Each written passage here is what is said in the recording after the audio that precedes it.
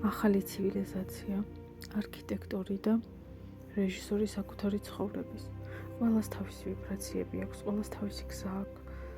კი საერთო კანონი სამყაროსი, რომელსაც ვემორჩილებით ყველა, თუმცა ახალი ცივილიზაციის ადამიანი ეს არის შინაგანი მდგომარეობა, შინაგანი ვიბრაცია.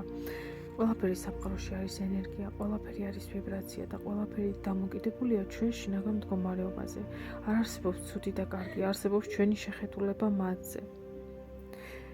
როცა ნულდება ძველი პროგრამები, ძველი რწმუნებულებები, რომელიც გვიშლიდა ხელს, მოდის ახალი დინება, ენერგიების და ხდება გადასვლა ახალ რეალობაში, რომელიც უამრავია, რომელსაც ჩვენ ვირჩევთ და როცა გადადიხარ, ირთვება ახალი მექანიზმები, ყველაფერი ახლდება, სხეულიდან დაწყებული, სხეულის ყველა უჯრედი ირთვება ახალგაზრდობის განახლება. ზოგადად თავიდანვე ასე იყო ჩადებული, რომ ორგანოებს შეეძლოთ განახლება, ავადმყოფობა, ამა თუ იმ ორგანოსი უბრალოდ მიგვანიშნებს ჩვენ შინაგან მდგომარეობას და გვაფრთხილებს, რომ რაღაცას არასწორად ვაკეთებთ.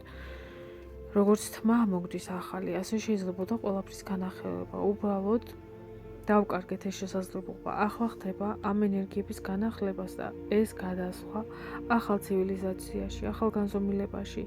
ეს ალბათ ცოტა ხმამაღლა სიტყვებია, მაგრამ ჩვენ ვიცვლებით, ჩვენ სხვანაირები ხვდებით, ჩვენი შინაგანი მდგომარეობა სხვანაირია.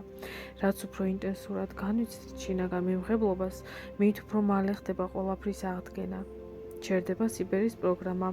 ახალ ცივილიზაციაში გადასვლა ხდება გაზრდით და შინაგანი გაცნობიერებით.